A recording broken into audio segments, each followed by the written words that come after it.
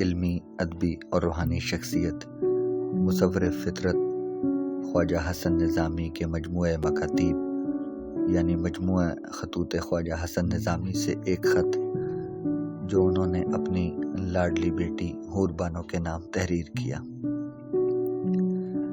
از اجمیر شریف، حورا جانم ذرا لینا اس خط کو، جلدی سے پڑھ لو، پھر تم کو کھیل سے فرصت نہ ملے گی اور میں اپنے کام میں لگ جاؤں گا۔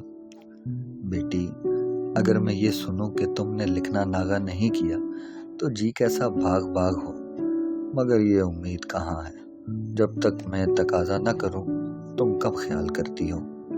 میری حورو، پڑھو تو اپنے شوق سے پڑھو، لکھو تو اپنے شوق سے لکھو۔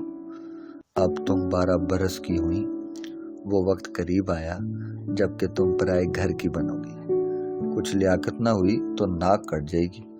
لوگ کیا کہیں گے کہ لکھنے پڑھنے والے باپ کی اکلوتی بیٹی اور قابلیت خاک نہیں۔ میرا کچھ نہ بگڑے گا، جی تو تمہارا جلے گا۔ اس واسطے جہاں تک ہو سکے ہر وقت سینے پرونے، کھانے پکانے، لکھنے پڑھنے میں دھیان رکھو۔